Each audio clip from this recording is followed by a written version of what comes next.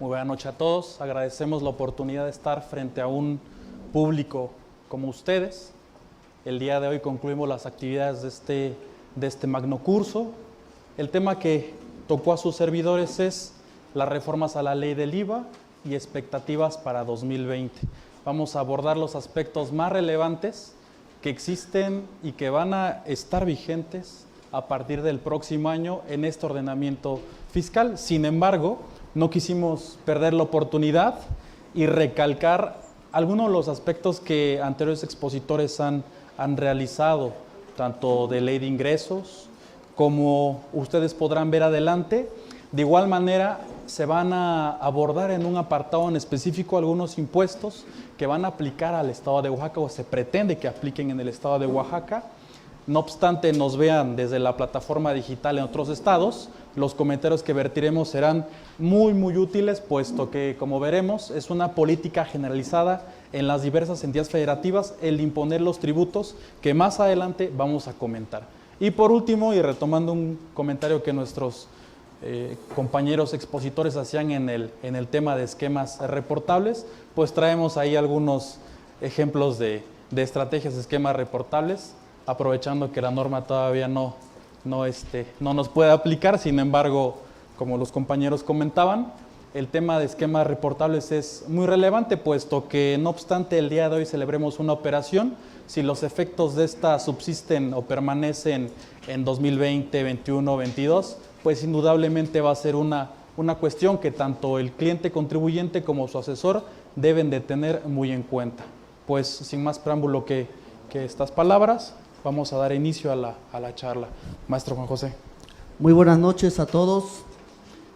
Primeramente me gustaría agradecer a MRCI Magic por la oportunidad que nos da de estar aquí al frente a compartir algunos conocimientos y experiencias. De igual manera a la plataforma digital Legal Cloud, que gracias a la tecnología de la información logramos llegar a cada vez más personas, no solamente los que están aquí en Oaxaca, sino en toda la República. Me gustaría iniciar la presentación con un pequeño resumen de lo que se ha visto en este curso de análisis inteligente de la reforma fiscal 2020. Esto es el panorama fiscal 2020. Está dividido o inicia con el paquete económico, y el paquete económico tiene una miscelánea fiscal y también tiene una miscelánea penal. De tal manera que, si bien es cierto, el Ejecutivo Federal tiene la consigna o tiene la política fiscal de no aumentar los impuestos, de no generar nuevas contribuciones, también lo es que esa política fiscal no abarca el no fiscalizar de forma más vehemente. Es decir, por un lado, renuncia a la creación de nuevos impuestos, pero por otro, fortalece las facultades de las autoridades fiscales, específicamente de las autoridades encargadas de la fiscalización y en especial también de la Unidad de Inteligencia Financiera. Vamos a ver este paquete económico que, por imperativo constitucional, en el artículo 74 de la Constitución Federal, el Ejecutivo tiene la obligación de presentar al Congreso de la Unión, en específico a la Cámara de Diputados, lo que es el presupuesto de ley de ingresos de la Federación, el presupuesto de egresos de la Federación para el siguiente ejercicio fiscal, así como los criterios generales de política económica que van a regir el siguiente ejercicio fiscal, y la propuesta de reforma de las leyes secundarias adicionales a la ley de ingresos que van a amparar el siguiente ejercicio fiscal. De esta manera, el Ejecutivo presenta estas iniciativas el 8 de septiembre de 2019 y a partir de ahí se inicia una discusión en el Congreso. Recordemos que el presupuesto de egresos de la Federación solamente lo puede aprobar la Cámara de Diputados. Todo lo demás lo aprueba tanto diputados como senadores para posteriormente pasar al Ejecutivo. Tratándose del presupuesto de egresos, solamente es facultad exclusiva de la Cámara de Diputados. ¿Cuáles los plazos? Y me gustaría hacer alusión a estos plazos. Los plazos se encuentran tanto en el 74 de la Constitución como en el artículo 42 de la Ley Federal de Presupuesto y Responsabilidad Hacendaria. Estos dos ordenamientos, uno constitucional y el otro secundario, son los que rigen el procedimiento o el proceso legislativo de lo que conocemos como el paquete económico. De esta manera, tenemos que los plazos se le fueron al Ejecutivo Federal y al Congreso, porque en términos del artículo 42, tenemos que la ley de ingresos se tiene que aprobar por diputados y senadores a más tardar el 31 de octubre. Y posteriormente, de acuerdo con el 42 de la Ley Federal de Presupuesto y Responsabilidad Hacendaria, se tienen 20 días para que el Ejecutivo, 20 días naturales, para que el Ejecutivo publique esta Ley de Ingresos de la Federación, lo cual sucedió hasta el 25 de noviembre. Luego entonces fueron más de 20 días hábiles.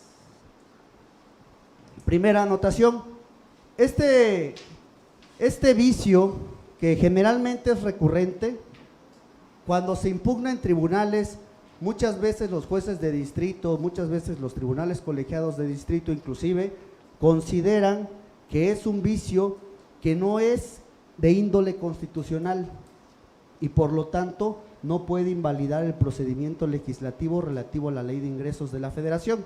¿Qué pasaría si se declarara inconstitucional la Ley de Ingresos de la Federación?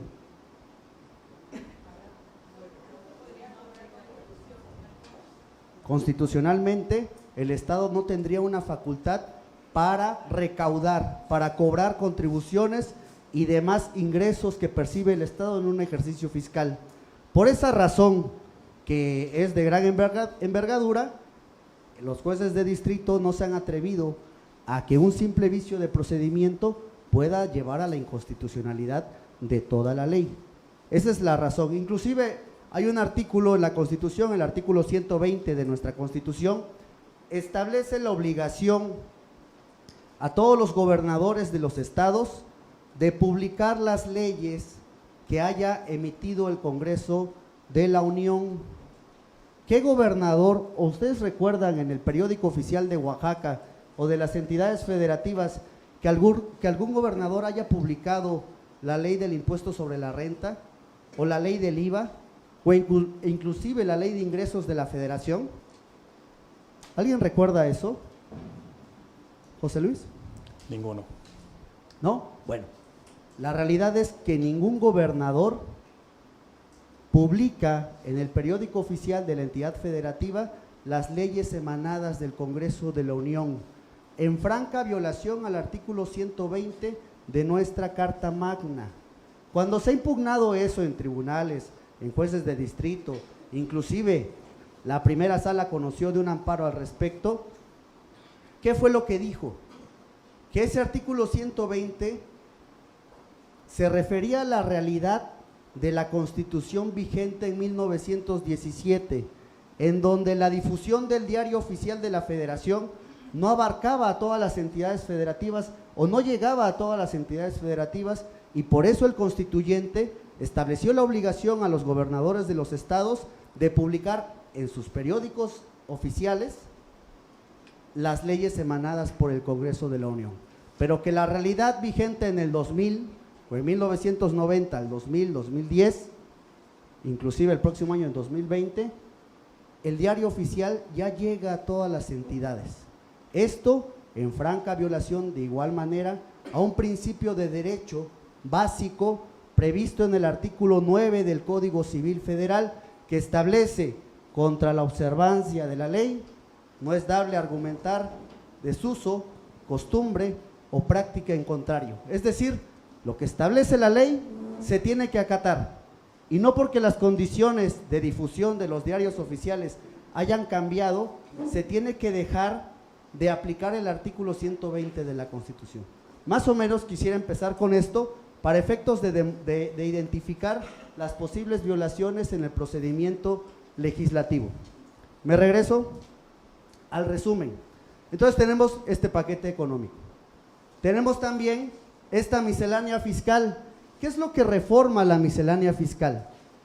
El fuerte de la miscelánea fiscal se encuentra en la exposición que acaban de hacer nuestros compañeros del área jurídica que nos antecedieron, que es las reformas al Código Fiscal de la Federación, la e-firma, las cancelaciones de certificados de sello digital, el buzón tributario, la responsabilidad solidaria, el RFC, el tercero colaborador y los esquemas reportables con los que terminó el licenciado Carlos Gómez. Esto es el fuerte de la miscelánea fiscal. Pero también el día de ayer vieron lo que es lo relativo a ISR. Bueno, así es. Y el día de hoy nosotros vamos a abarcar este pequeño eslabón de lo que es la miscelánea fiscal. Pero además de la miscelánea fiscal, tenemos una miscelánea penal, José Luis. Sí, claro. Como el maestro José comentaba, quisiera retomar algunos puntos en cuanto a, además del Código Fiscal, también existieron reformas en renta, reformas que fueron coincidentes en ambas leyes. Caso particular, la economía digital. Existieron, como ustedes pudieron ver el día de ayer, algunos estímulos fiscales que abandonan la ley de ingresos para ahora ubicarse ya en la ley de renta. Identificamos 5 aspectos relevantes, tanto en renta como en IVA. En renta identificamos cada vez más cómo estas políticas internacionales que, entre otras, la OCDE establece de manera de recomendación, son implementadas en nuestra legislación doméstica. Se da el caso de una ampliación a la regulación del establecimiento permanente. Si a criterio ahora de las autoridades una actividad preparatoria o auxiliar no es una actividad de esa índole, sino es una de tantas fases que se llevan al amparo de un auxiliar, es decir, efectivamente se celebran contratos, se atienden clientes, se obtienen beneficios en México, no obstante se separen en fases las operaciones o se califique o se le dé el título de actividad auxiliar, no obstante ello, existe establecimiento permanente y por lo tanto existe obligación de pagar el tributo. Es algo de bastante relevancia, puesto que desde hace más de 5 años, más de 10 años quizás, son políticas y prácticas que se vienen persiguiendo. Prácticas que desembocaron en la creación de otras acciones, en particular las prácticas fiscales que tuvieran como resultado un beneficio. Tan es así que, como comentaba el maestro Carlos, se establece en la en la acción 12, la obligación del establecimiento de regímenes de declaración obligatoria. Estas normas tienen por finalidad la disuasión, es decir, que el contribuyente se la piense más de 2 veces antes de implementar determinada operación. ¿De qué manera lo están haciendo o pretendiendo establecer? De la manera en establecer estos esquemas reportables. Sin lugar a dudas, cualquier contribuyente puede implementar con amparo en una ley algún beneficio que se ajuste a su caso en concreto. Y sin lugar a dudas, cuando ese beneficio es aplicado de forma correcta, el beneficio fiscal es un efecto más periférico de la operación.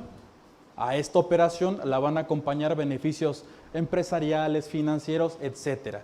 Y más allá de una lógica o ilógica razón financiera o fiscal, sí existe un porqué sustentado ya no solamente en la norma y en la normatividad contable, sino en la necesidad real del empresario en dinamizar sus negocios. Al día de hoy la autoridad tiene el firme criterio que no existe una empresa que pueda facturar determinado importe de ganancias si no cuenta con determinada estructura. Pero por otra parte reconoce, por ejemplo, en la ley del IVA, un capítulo ahora novedoso específico tratándose de prestadoras de servicios que ni residen en México y quizás ni tengan los activos suficientes para operar, pero se les establece un tratamiento fiscal atendiendo a su caso en particular. Entonces, como para unos casos, la autoridad desestima las operaciones a través de esquemas no convencionales y por el otro, más allá de validarlos, otorga toda una regulación y obligaciones a través de las cuales, si las cumplen, van a poder operar sin problema alguno. Vemos ahí un doble discurso, diría yo, y como el maestro Juan comenta en algunas ocasiones, más allá de la protección de los contribuyentes, un mercado que permite identificar a los proveedores de servicios. En la exposición de motivos del 69 se establecía que la norma buscaba pues, proteger a los contribuyentes.